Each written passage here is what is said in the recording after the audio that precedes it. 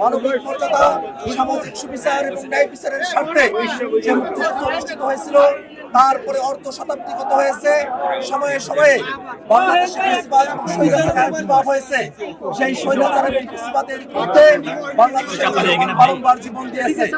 2024 সালে আমরা দেখেছি বাংলাদেশের যে বিকাশের স্বৈরাচার শাসনের বিরুদ্ধে সেই 1971 সালের পরে বাংলাদেশের তামাম ছেলেরা, ছাত্র শ্রমিক জনতা একতাবদ্ধ হয়ে রাজপথে নেমেছিল এবং 71 সালের মতো করেই 24 সালে আমরা আরেকবার বিজয় অর্জন করেছিলাম।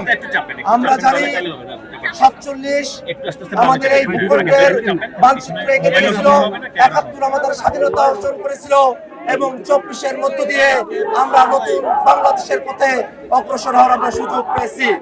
আজকে স্বাধীনতা দিবসে আমরা যেমন বীর শহীদদের আমরা স্মরণ করি, তেমনি ভাবে বীর শহীদদের আকাঙ্ক্ষিত গণতান্ত্রিক যে বাংলাদেশ, সেই বাংলাদেশ রক্ষার শপথ নিয়ে আমরা অগ্রসর হতে চাই।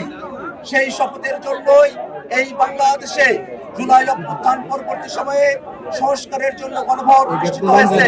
সেই গণভোটে বাংলাদেশের অধিকাংশ জনগণ তারা হ্যাঁর পক্ষে মতামত ব্যক্ত করেছেন, সংস্কারের পক্ষে তাদের মতামত জানিয়েছেন। আজকে স্বাধীনতা দিবসে সংস্কারকে বাস্তবায়নের আমরা আহ্বান জানাই। আমরা মনে করি স্বাধীনতা দিবস আমাদের কাছে বারংবার আসে, বিজয় দিবস আসে, জাতীয় দিবসগুলো আসে আমাদেরকে স্মরণ করিয়ে দেওয়ার জন্য যে আমাদের বীর সেনানীরা একটা গণতান্ত্রিক বাংলাদেশের জন্য তাদের জীবন উৎসর্গ করেছিল। এই বাংলাদেশের সংবিধান বিদ্যমান কাঠামোর মধ্য দিয়ে পরিপূর্ণ গণতান্ত্রিক ব্যবস্থা অর্জন করা সম্ভবপর নয়। আমরা জাতীয় নাগরিক পার্টি এনসিপি একটা নতুন সংবিধানের দাবি জানিয়ে এসেছিলাম, কিন্তু বাংলাদেশের রাজনৈতিক দলগুলোর সাথে ঐক্যমত্য কমিশনের আলোচনার মধ্য দিয়ে একটা সংবিধান সংস্কার পরিষদের মধ্য দিয়ে একটা সংস্কারকৃত সংবিধানের প্রত্যাশা সকল রাজনৈতিক দল প্রতিজ্ঞাবদ্ধ হয়ে জাতির কাছে তারা ওয়াদা করেছিল। কিন্তু আমরা এখন এসে দেখতে পাচ্ছি সেই কাঙ্ক্ষিত জুলাই সনদ, সেই গণভোটের রায় বর্তমান বাংলাদেশে বাস্তবায়ন করার ক্ষেত্রে টালবাহানা করা হচ্ছে। আমরা মনে করি জুলাই সনদের সঙ্গে প্রতারণা করা, গণভোটের সঙ্গে প্রতারণা করা, বাংলাদেশের জনগণের সঙ্গে প্রতারণা করা, স্বাধীনতার সাথে প্রতারণা করা, 24-এর সাথে প্রতারণা করা।